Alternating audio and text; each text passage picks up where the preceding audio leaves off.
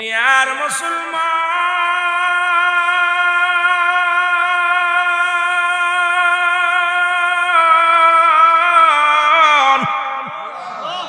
যুবক ডাকতে বলে, নবী গো,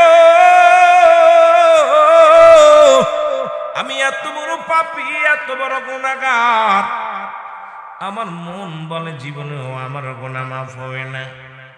নবী বলে, ডাকতে বলে, যুবক রে, তুমি তওবা করো, এমন কি গুনাহ করেছো? বলে, নবী গো, অনেক দিন যাবত মক্কা মদিনায় কোনো মানুষ মরে না, আমিও কাফনের কাপড় চুরি করতে পারি না, আমার ব্যবসাও লাভ হয় না, হুজুর বড় কষ্টের মধ্যে আছি।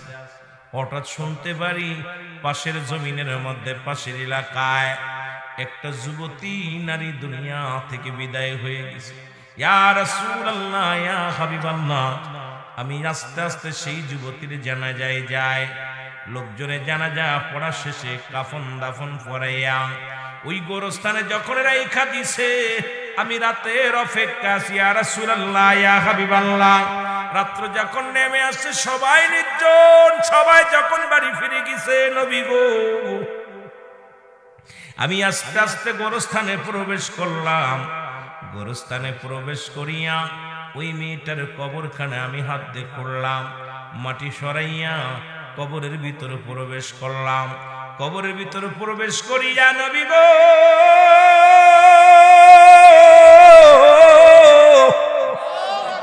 ওই কবরের ভিতরে প্রবেশ করিয়া কাপনের কাপড়গুলো খুলে নিয়ে যখন কবর থেকে উঠতেছিলাম, কে যেন আমার ভিতর থেকে ডাকতে বলে, যুবক, সারা জীবন কাফনের কাপড় চুরি করলাম, যার কবরে প্রবেশ করেছে একবার তাকায় দেখ, পৃথিবীর শ্রেষ্ঠ সুন্দরী কবরে শুয়ে আছে। জিনা কর, ব্যভিচার কর, কেউ বাধা দিবে না, কেউ তোকে বাধা দিবে না, অন্যায় কর। ইয়া রাসূলুল্লাহ, ইয়া হাবিবাল্লাহ, আমি তখন সঙ্গে সঙ্গে যুবতীর মুখের দিকে একবার তাকাইলাম, তাকায় তার রূপ যৌবন দেখে আমি পাগল হয়ে গেলাম। ওই কবরের ভিতরে ওই নারীর সঙ্গে জিনায় লিপ্ত হয়ে গেলাম। ইয়া রাসূলুল্লাহ, ইয়া হাবিবাল্লাহ, আমার নবী শোনার সঙ্গে সঙ্গে বলে, যুবক রে, দূর হয়ে যা, আমার সামনে থেকে দূর হয়ে যা। ডাক দে বলে, নবী গো,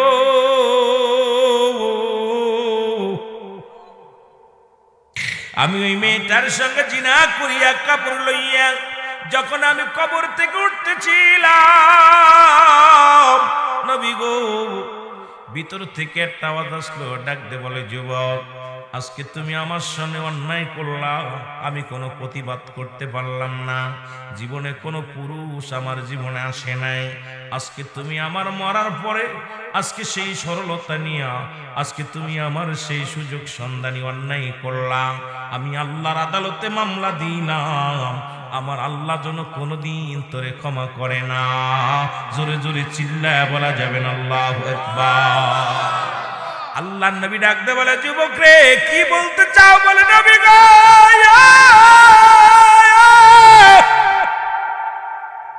আমি কাপড়ের কাপড় নিয়ে যখন বাড়ির দিকে রওনা হয়ে গেলাম গো,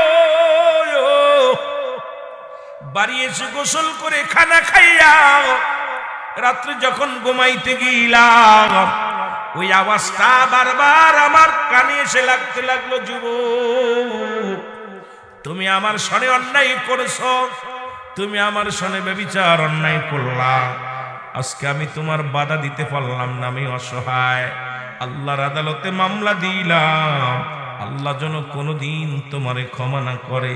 ইয়া রাসূলুল্লাহ, ইয়া হাবিবাল্লাহ, এরপর থেকে আমি আর ঘুমাইতে পারি না, খাইতে পারি না, আমি রাস্তার পাগল, আমি ঘরের বাইর হয়ে গেছি। ইয়া রাসূলুল্লাহ, ইয়া হাবিবাল্লাহ, নবী গো,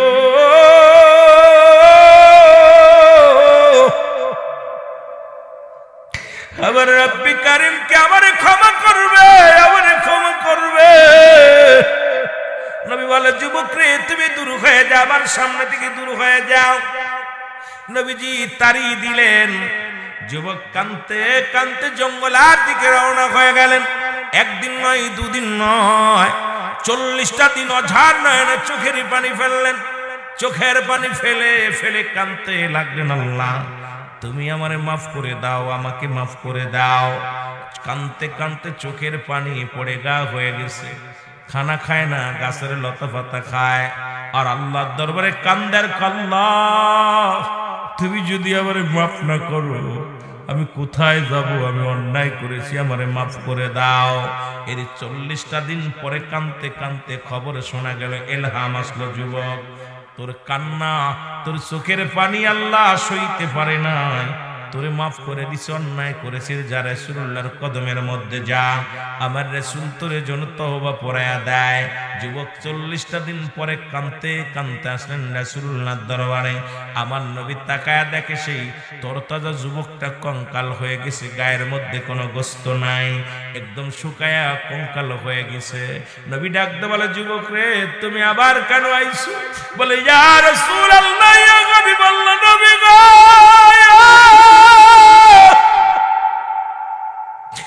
আপনি যদি আমার ক্ষমা না করেন আমার মাওলা আমার মাফ করব না গো।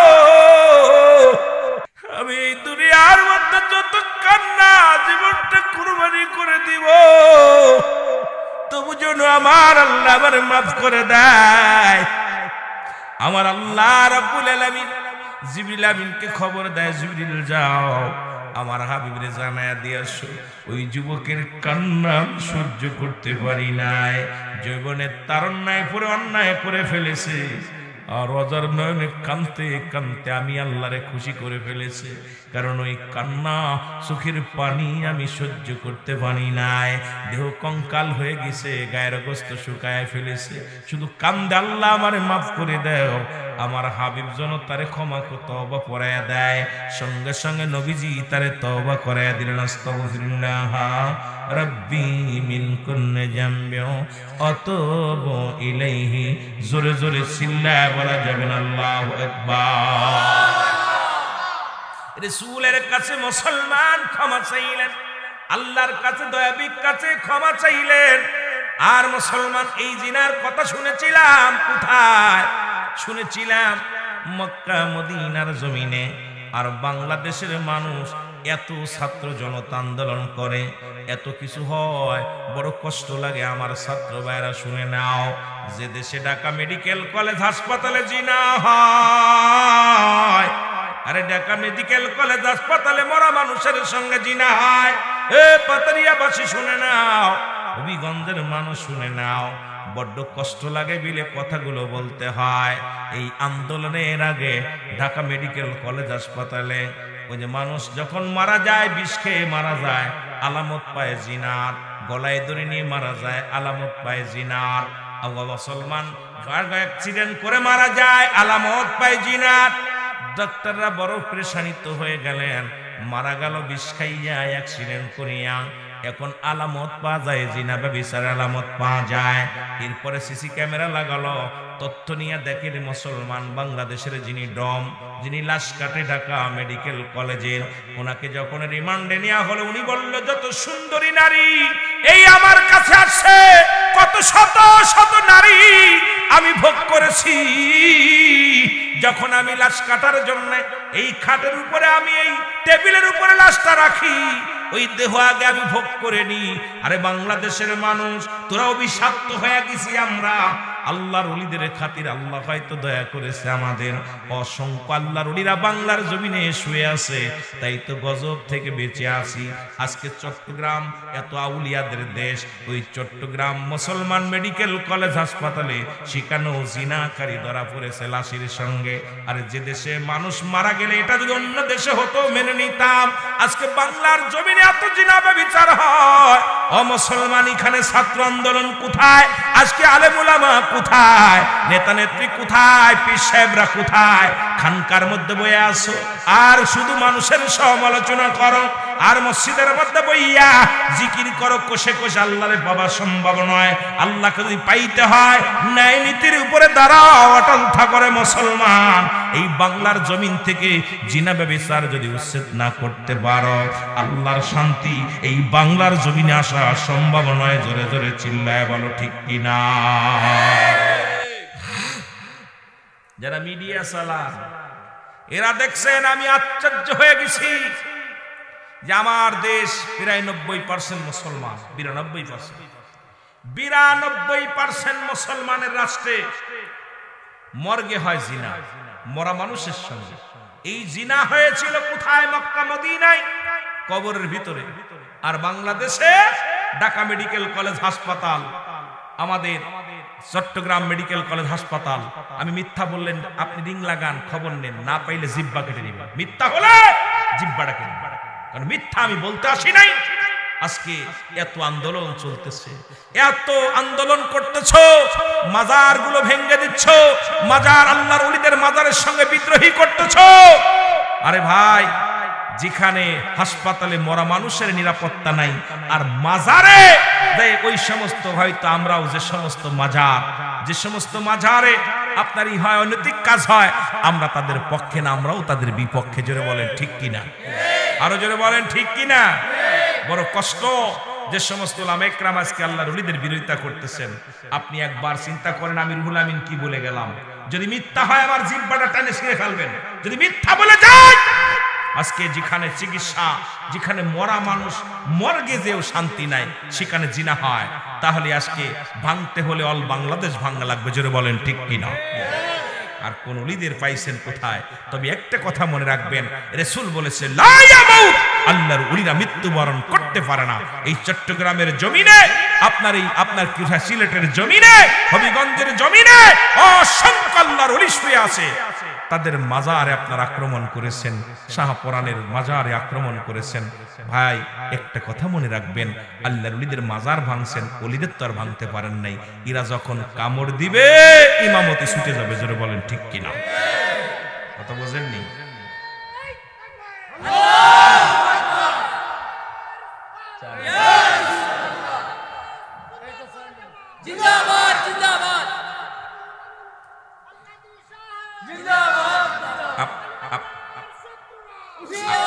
আপনারা কি কষ্ট পাচ্ছেন?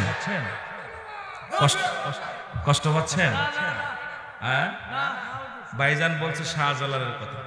এই শাহজালাল ইতিহাস যে ব্যক্তি জানে, সেই মৌলবী জীবনে ওলিদের বিরোধিতা করবে এমন পাওয়ার, এমন শক্তি কারণ নাই। যেটা বলে ঠিক কিনা? এই জমিনে ইসলাম আনছে কে? কথা বলেন কে? আজকে সিলেটের জমিনে যারা আছেন, বাবা শুনে নেন, এই শাহজালাল কি করেছিল শোনেন। আল্লাহ বলেন সূরা ইউনূসের মধ্যে 11 নম্বর পারা 62 নম্বর আয়াত। ওয়াজ এখনো শুরু করি নাই। কথা বলেন, 2-4 ঘন্টা চলে গেলে আমি চিন্তা করি না, যদিও আমার কষ্ট হলো, ভিতরে অনেক কষ্ট, এই জন্য কথাগুলো বলতেছি। এই সিলেটের জমিনে আযান ছিল না মৌলবী। আজকে দাড়ি, টুপি, পাগড়ি বেঁধে বড় বড় কথা বলো। এই সিলেটের জমিনে টুপিওয়ালাদের বন্ধ ছিল আসা। কোন টুপিওয়ালাকে দেখলে কতল করা হবে, কোন দাড়িওয়ালাকে দেখলে কতল করা হবে। কোন পাগড়িওয়ালা ঢুকতে পারে নাই হবিগঞ্জের জমিনে, কোন টুপিওয়ালা ঢুকতে পারে নাই এই হবিগঞ্জের জমিনে, কোন দাড়ি টুপিওয়ালা মানুষ, তসবিওয়ালা মানুষ ঢুকতে পারে নাই হবিগঞ্জের জমিনে। ঢুকেছে আল্লাহর ওলি শাহজালাল ইয়ামেনি, 360 জন দাড়িওয়ালা টুপিওয়ালা নিয়ে সর্বপ্রথম প্রবেশ করেছে সিলেটের জমিনে। জোরে বলেন ঠিক কিনা? আর একটু জোরে বলেন ঠিক কিনা? কথাগুলো রং হলে আমাকে ধরবেন। আমরা যারা আছি, আমরা হক কথা বলার জন্য প্রস্তুতি সদা সর্বদাই। আমরা মিথ্যা বলি না ভাই, সত্যকে সত্য বলতে হবে। ও দাদু ভাই যারা আছেন, একটু শোনেন না কষ্ট করে। শাহজালাল ইয়ামেনি যখন আসতেছিল, গোরগোবিন্দ ঘোষণা করে দিল, এ সিলেটের ভাইরা, হবিগঞ্জের ভাইরা, এই জমিনের মধ্যে কথাগুলো বলতে গেলে আমার কলিজার মধ্যে লাগতেছে। যেখানে গোরগোবিন্দ, আপনারা জানেন, এই গোরগোবিন্দ ঘোষণা করে দিলেন কি, যে সিলেটের জমিনে কোনো দাড়িওয়ালা, টুপিওয়ালা প্রবেশ করতে দেওয়া হবে না। কোন দাড়িওয়ালাকে দেখলে নৌকায় পার করবে না, কোন দাড়িওয়ালা টুপিওয়ালাকে দেখলে তাকে বাসে উঠাবে না, দাড়িওয়ালা টুপিওয়ালাকে দেখলে বিমান উঠানো যাবে না, নদী নালা সব বন্ধ করে দিলেন। আজকে একটু কথা বলি, কার লাগে বাটপারি করো, কার মাঝারে আঘাত করো, কার বিরোধিতা করো, সত্য জেনে নাও, তারপর আঘাত করো। তোমরা মার কাছে মামু বাড়ির গল্প করা ঠিক না। তোমরা মায়ের কোলে পড়ে আসো, এখনো চিনতে পারো নাই। নতুন মুসলমান তো, ওই যে আমাদের একজন নও মুসলিম আইছে, ওই নতুন মুসলমান হওয়ার কারণে শাহজালালকে চিনতেছো না, শাহপুরানকে চিনতে পারতেছো না। যদি মাদার জাত যদি মুসলমান হতে, তাহলে ওলিয়ে জাত হতে, তাহলে এদের বিরোধিতা করার ক্ষমতা তোমার থাকতো না। জোরে বলেন ঠিক কিনা? জোরে বলেন ঠিক কিনা? দাদু ভাই, এরপরে শাহজালাল ইয়ামিনী নদী নালা বন্ধ, 360 জন আউলিয়া পার হলেন সুরমা নদী, যায় নামাজে বার করে। জোরে বলেন ঠিক কিনা? উড়োজাহাজ ভেঙে যায়, লঞ্চ ডুবে যায়, বোট ডুবে যায়, বড় বড় জাহাজ ডুবে যায়। শাহজালালের 360 জন আউলিয়া সুরমা নদী পার হয়েছিল, আল্লাহ পাক তারে পার করেছিল। সেই শাহজালালকে আঘাত যারা করে, আমি মনে করি তারা মুসলমান এখনো হতে পারে নাই। জোরে বলেন ঠিক কিনা? আমার কথা রং করলে আপনি এখনই ধরবেন রুহুল আমিন সাহেব আপনি রং করতেছেন, কারণ আমি আপনাদেরকে ধোঁকা দিতে আসি নাই, কারণ আপনারা ছোট না যে আমি ধোঁকা দিয়ে যাব। শুধু তাই নয়, আজকে গরুর গোশত খাচ্ছেন, গরুর গোশত খুব মজা লাগে, কুরবানি মজা লাগে। শাহজালালের ওই জামানা বুরহানুদ্দিন একটা গরু কুরবানি করলেন, তার ছেলে আকিকা, সুন্নাতে রাসূল, সুন্নাতে রাসূল। উনি গরু কুরবানি করে আকিকা করলেন, মিসকিনদের খাওয়ালেন, আলেমদেরকে খাওয়ালেন, গরু কুরবানি করে। খবর চলে গেল কোথায়? গুরু গোবিন্দর কাছে। খবর চলে গেল যে বুরহানুদ্দিন তার ছেলের জন্য আকিকা করেছে, আর এই গোস্তগুলো চামড়া হাড্ডি গুড্ডি এটা পুঁতে রাখছিল মাটির নিচে। এটা কাকে ঠুকায় উঠাইছে, কুকুরি টানাটানি করেছে। এইটা দেখে কে জবাই করছে দেখো, খোঁজ নাও। এ ভাই মৌলবীরা, এ আলেম ওলামা শোন, আরে আমি তো অন্য বিভাগ থেকে এসেছি, কষ্ট লাগে এই জমিনের মধ্যে আসলে, এই জন্য কথাগুলো বলি, কষ্ট লাগে। কি করলো? খবর নিতে নিতে পা গেল বুরহানুদ্দিন তার ছেলের আকিকা করেছে। কলিজার টুকরা সন্তান সকালবেলা যায় তার হাত থেকে ছিনিয়ে নেওয়া হলো। কলিজার টুকরা সন্তান বাবার কোল থেকে টানতে কেড়ে নিয়ে সামনে ফেলিয়ে তাকে হত্যা করা হলো, ছুরি চালায় জবাই করা হলো। এ আলেম ওলামা, আজকে সেই শাহজালালের ভূমিতে, হবিগঞ্জের জমিনে তোমরা কত কুরবানি করো, কত আকিকা করো, আজকে কার ওসিলাই করলা? আজকে তাদের বিরোধিতা করো, তাদের মাজারে বোমা মারো, তাদের মাজারকে নিয়ে উল্টা পাল্টা কথা বলো, তাদের মাজারে তোমরা বোমা ফাটাও, তাদের মাজার ভাঙতে চাও। তোমাদের কষ্ট লাগে না? কলিজার মধ্যে কষ্ট লাগে না? যেই বুরহানুদ্দিন এই যে তার কলিজার টুকরাকে কুরবানি করার বিনিময় আজকে হাজার হাজার কুরবানি হয় সিলেটের জমিনে, সেই সিলেটের মানুষ এখনো যদি ওলিদেরকে ভালো না বাসে, আমার সবচেয়ে কষ্ট এদের মতো নাফরমান বান্দা, এদের মতো নেমহারামি বান্দা পৃথিবীর মধ্যে আর কেউ নাই। জোরে বলেন ঠিক কিনা?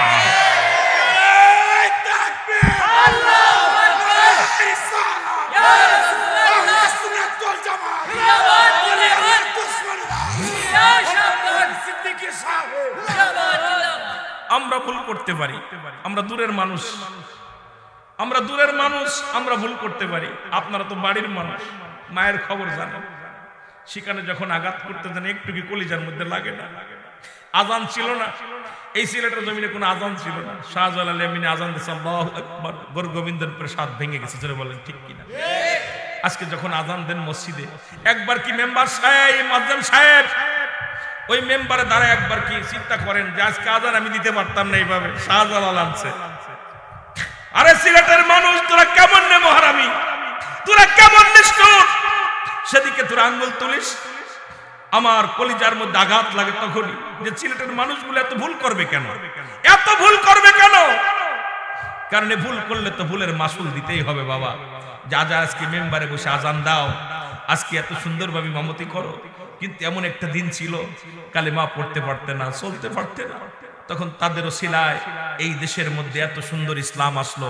তাদেরকে ভালোবাসার দরকার নাই, দয়া করে নিরাপত্তা থাকো। যদি তোমার মন না চায় দরকার নাই, তোমার মন যদি না চায়, আমি বলতেছি না তুমি তাদের শ্রদ্ধা করো, ভালোবাসো, দরকার নাই, কিন্তু একবার ভাবো বসে বসে যে তাদের অবদান কি অস্বীকার করতে পারবা?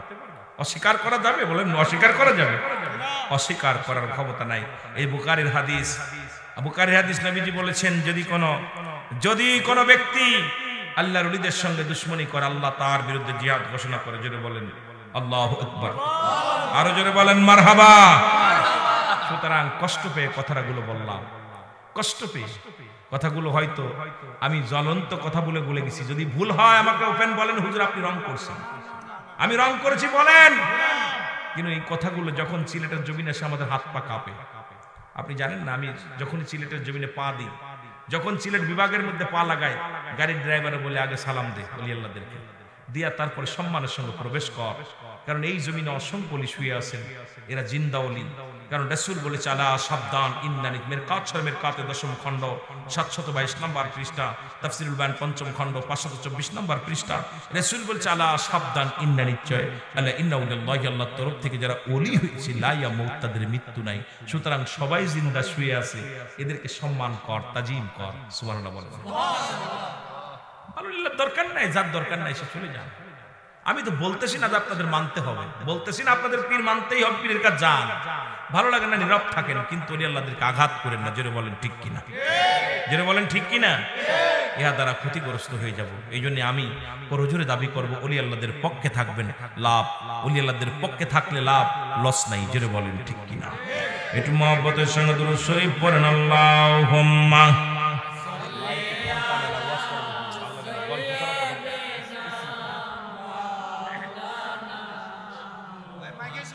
وعلى آل سيدنا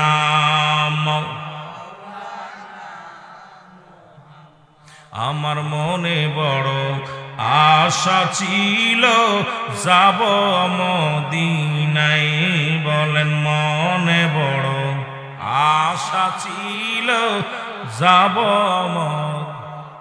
এর মক্কাওয়ালা মদিনাওয়ালা, মক্কাওয়ালা মদিনাওয়ালা, আমায় তুমি দেখা দাও। আমার মনে বড় যাব মদিনায়, বলেন আমার মনে বড়।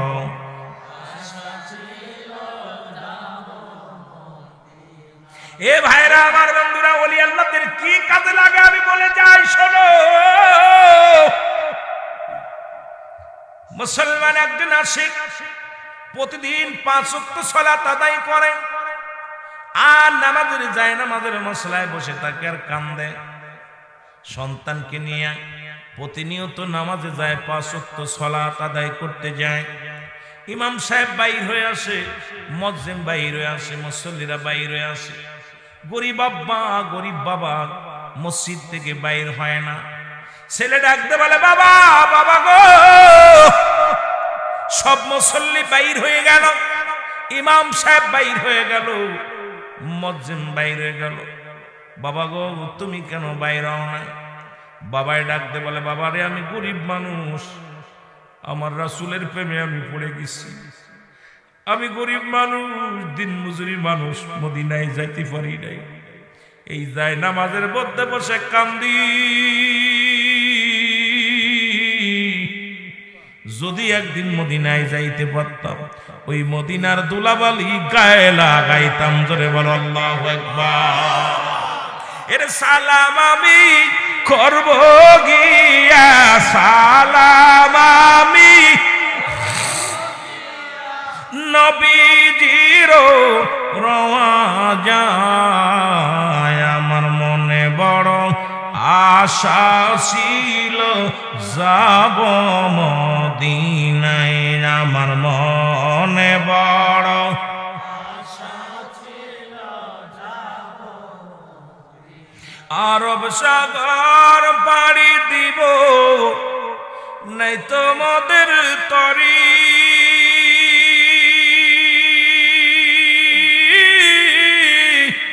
পাখা নয় তুড়ে যাব ডানাতে ভর করি। ওরে আশায় আছে সম্বল নাই, আশায় আছে করি কেউ পায়। আমার মনে বড়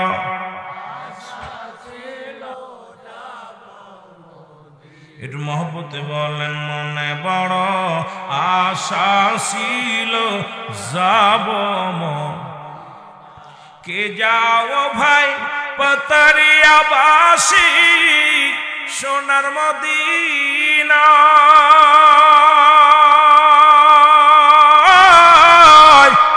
এ গোলামের সালাম খানি দিও গো পৌঁছায় এ গোলামের সালাম খানি দিও গো পৌঁছায় আমার মনে বড়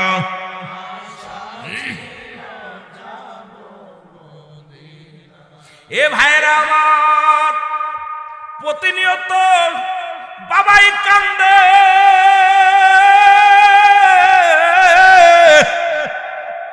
কিছুদিন পরে বাবা মারা যায় ইন্না লিল্লাহি ওয়া ইন্না ইলাইহি রাজিউন কুল্লু নাফসিন যায়কাতুল মাউত লা কিছুদিন পরে বাবা মারা গেলেন যুবক একাকার হয়ে গেল এরপরে যুবক লেখাপড়া করিয়া ব্যবসা বাণিজ্য করিয়া টাকা রোজগার করা শিখলো এই যুবক আস্তে আস্তে মদিনার রওজা জিয়ারত করতে চলে গেল জিয়ারত করতে যায় দেখে রে ওই জিয়ারত করতে যায় রাসূলুল্লাহ রওজার উপরে রওজা পাশে যাইয়া কাবা শরীফে যাইয়া যুবক শুধু আব্বা আব্বা বলে কান্দে জোরে বলেন আল্লাহু আকবার যুবক শুধু কান্দে বাবা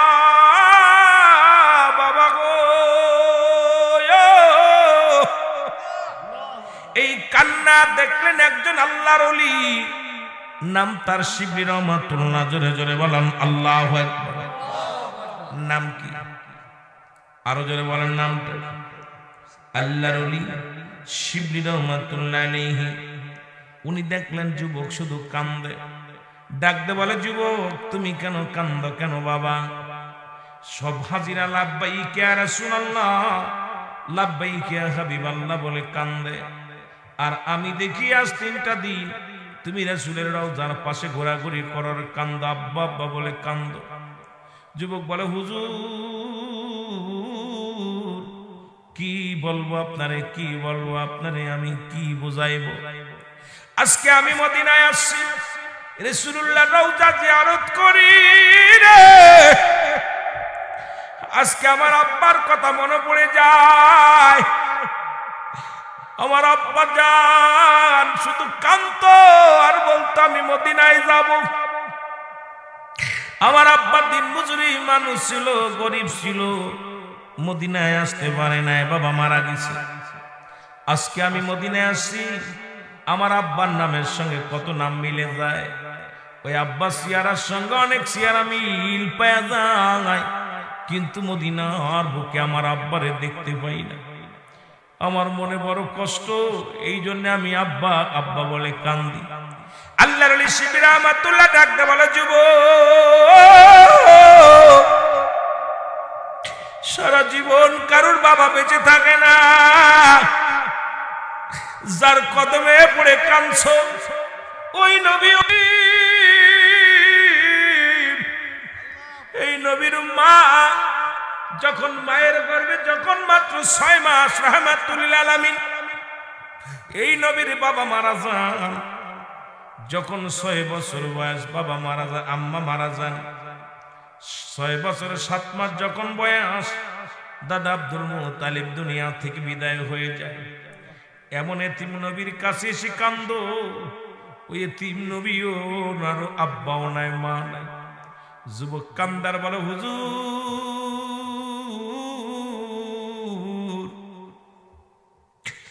আজকে আমার বাবার কথা মনে পড়ে যায় আজকে আমার বাবার কথা মনে পড়ে যায় বড্ড আমার আব্বা জান শীতের রাত্রে মসজিদে যাইয়া নামাজ আদায় করতো ফজরের নামাজ ঈশার নামাজ মুসল্লিরা সবাই চলে আসতো আর যাই নামাজের মধ্যে বসে আব্বা চোখের পানি ছেড়ে কাঁদতো আর বলতো মনে বড় আশা ছিল যাব মদিনায় আমার মনে বড়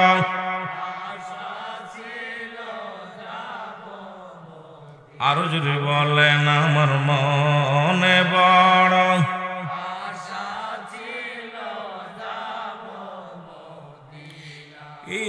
ভবসাগর পাড়ি দিব, নাই তো মোদের তরি।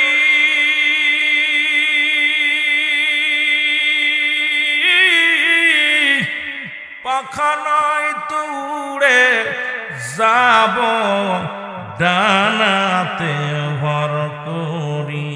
ওরে আশায় আছে সম্বল নাই, আশায় আছে করি কি উপায়। আমার মনে বড় যাব মদিনায়, আমার মনে বড়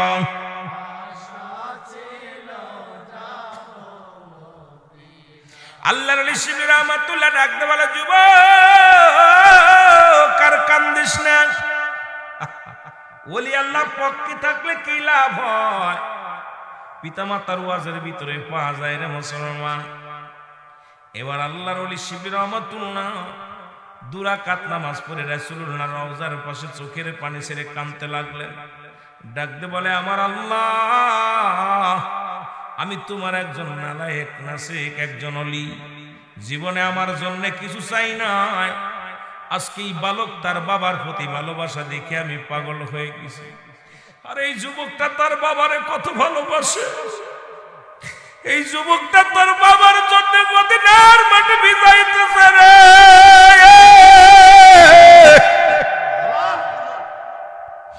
এই যুবক তার বাবারে কত ভালোবাসে।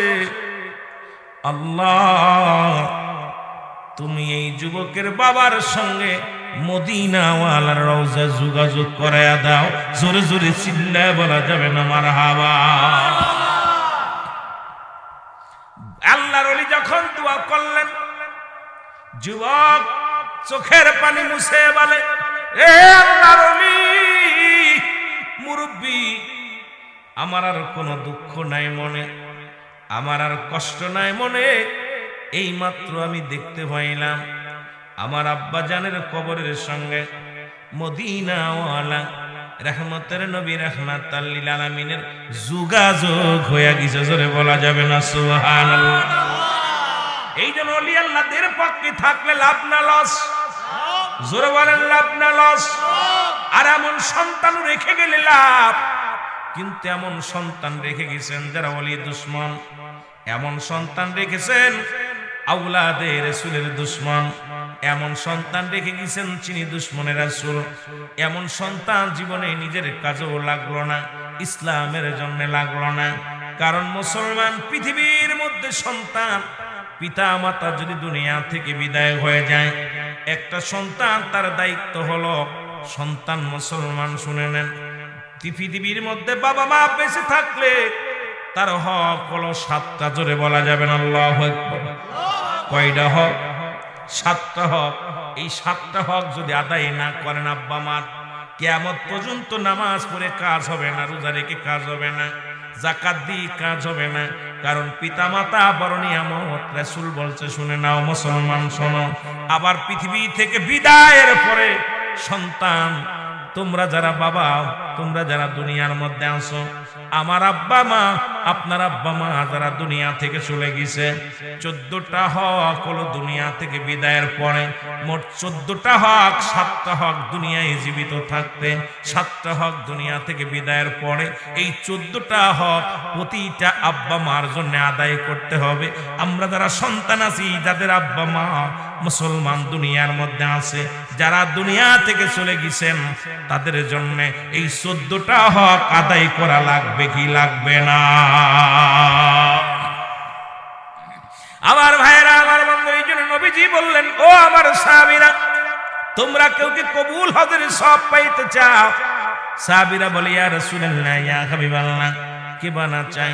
নবী বললেন, তোমাদের ঘরে যাদের পিতা মাতা জিন্দা আছে, তোমাদের মা, তোমাদের বাবা, যাদের দুনিয়ার জিন্দেগিতে জিন্দা আছে, বাড়ি যে সালাম দিবা, আসসালামু আলাইকুম মা, আসসালামু আলাইকুম বাবা, তোমার আমলনামায় একটা কবুল হজের সওয়াব লেখা হয়ে যাবে।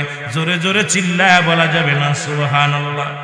যাদের জিন্দা আছে একটু হাত দুখানা তুলে দেখেন, যাদের আছে, যাদের আব্বা মা এখনো জিন্দা আছে, মাশাআল্লাহ অনেকেরই আব্বা মা জিন্দা আছে। আল্লাহর কসম বাবারে যায় মাফসারি গভীর রাত্রে মার পায়ে ধরে পড়বি, বাবার পায়ের মধ্যে পড়ে যাবি, চোখের পানি ছেড়ে কানবি আর বল বাবা গো আমার আপনি মাফ করে দেন, অন্যায় করেছি, ভুল করেছি, মাফ করে দাও। কারণ মুসলমান যাদের আব্বা মা এখনো দুনিয়ার মধ্যে জিন্দা আছে, শুধু সালাম দিবা বাড়ি যে আসসালামু আলাইকুম মা, আসসালামু আলাইকুম বাবা, তোমার আমল নামায় একটা কবুল হজের সব লেখা হয়ে যাবে। এই নেকিটা চাই কি চাই না? তাহলে বাড়িতে সালাম দিবেন কি দিবেন না? জোরে বলেন দিবেন কি দিবেন না? বাড়িতে সালাম দিবেন আসসালামু আলাইকুম মা, আসসালামু আলাইকুম বাবা। প্রেমিকারে হাজারবার সালাম দাও, বন্ধুরে সালাম দাও, যারে তারে সালাম দাও। আমি আপনাদের কাছে করজোরে দাবি করে যাব, শুধু সালাম দিবেন। যতবার মার সঙ্গে দেখা হয় মাকে সালাম দিবা আসসালামু আলাইকুম আম্মু, বাবার সঙ্গে সালাম দিবা আসসালামু আলাইকুম আব্বু। সঙ্গে সঙ্গে তোমার আমল নামে একটা কবুল হজের সব লেখা হয়ে যাবে।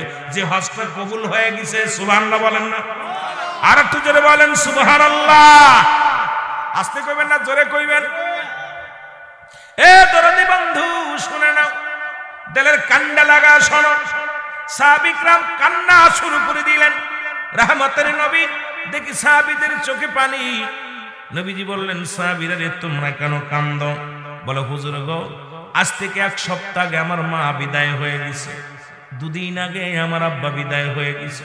হুজুর এত বড় একটা নিয়ামতের সংবাদ দিলেন, এত বড় একটা খবর পাইয়া এই আমল থেকে বঞ্চিত হয়ে গেলাম। আজ যদি আমাদের মা বাবা বেঁচে থাকতো, আজ যদি আমাদের পিতা মাতা দুনিয়ার মধ্যে থাকতো, নবী গো এই আমল থেকে আর বঞ্চিত হইতাম না।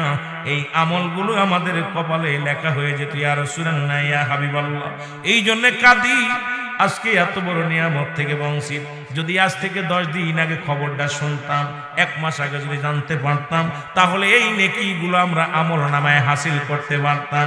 নবীর সাহাবীরা আমল নিয়ে বাড়াবাড়ি করেছে, আমরা শুধু অর্থ নিয়ে বাড়াবাড়ি করি। কিডা কয় বিঘে করেছি, কিডা কতটুক জমি জমা করলাম, কিডা কয়খান ঘর করলাম, কিডা কত বিঘে জমির মালিক হইলাম, কিডা কয়টা বাজারের মালিক হলাম। কিন্তু নবীর সাহাবীরা আমল নিয়ে বাড়াবাড়ি করেছে। এক সাহাবী যদি 2 রাকাত নামাজ পড়ে, আর সাহাবী 4 রাকাত। কারণ তাদের চিন্তা ছিল যত আমল করতে পারবো আল্লাহর নৈকট্য ততই হাসিল করতে পারবো। যতই তারা ইবাদত করতে পারতো ততই তাদের অন্তরে মজা লাগতো। জোরে বলেন ঠিক কিনা? আমার ভাইরা, আমার বন্ধুরা আমার শুনে নাও, রব্বি করিম ডাকতে বলে হাবিব আপনার সাহাবীদের চোখে পানি। আমার নবীরে জানায়া দিলেন আমার আল্লাহ রাব্বুল আলামিন কয় জিবরিল যাও, যাদের আব্বা নাই, যাদের মা নাই, তাদের জানায়া দিয়ে আসো। তারা যেন এইভাবে দোয়া করে, রাব্বির রহমহুমা কামা রব্বায়ানি সগীরা। বলেন রাব্বির রহমহুমা কামা রব্বায়ানি সগীরা। জোরে জোরে চিল্লায়া বলা যাবে না মারহাবা? আর একটু জোরে বলেন আল্লাহু আকবার।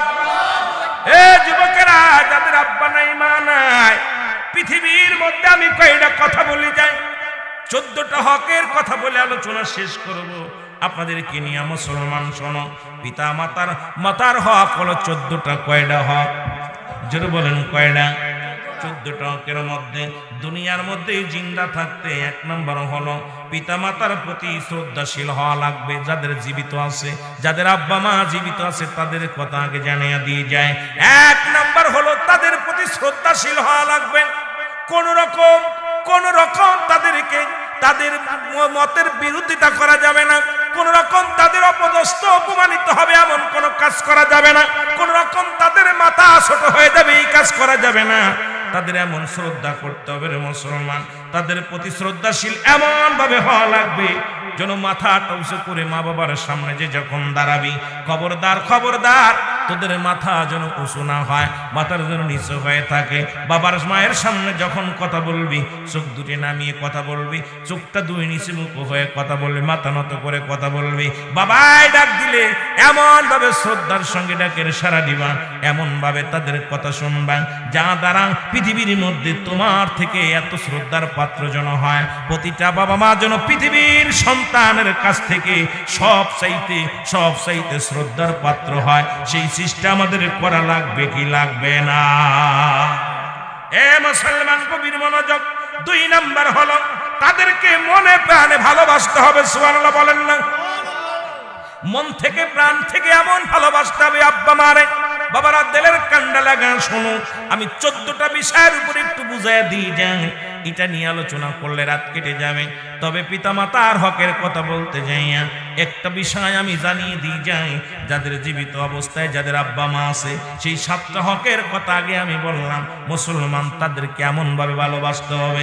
পৃথিবীর মধ্যে তুমি এই পৃথিবী, সারা পৃথিবী একদিকে, যদি 7 তালা জমিন যদি তোমার দিয়ে দেয়া হয়, তাম পৃথিবীর মধ্যে যদি তোমাকে এত পরিমাণ স্বর্ণ দেয়া হয়, এখানে তুমি মুখী করবা, এর মুখাফিক্ষি হবা না। মা বাবার প্রতি এত ভালোবাসবা, এই দুনিয়া যদি তোমারে কেউ দিয়ে দেয় বলবে দুনিয়া চাই না আমার মাকে চায়, দুনিয়া চাই না আমার বাবারে চায়। যুবক তোদের পায়ে ধরে বলে যায়, শুনে রাখ, পৃথিবীর মধ্যে বাবা মার প্রতি এত ভালোবাসা দেখাবি, অল পৃথিবী যদি তোমারে দিয়ে দেওয়া হয়। আজকে বাজান রে, মা বাবার একটা বউ আসি এক কানে মসর দিয়া কথা কয়, ছেলে এসে কথা বলে মা বাবার বিরোধিতা করে, আর পিতামাতার প্রতি আমরা ভালোবাসা কমে যায়, আমরা তাদের প্রতি অসম্মান করি। জোরে জোরে চিল্লায় বলা যাবে না, ঠিক কিনা?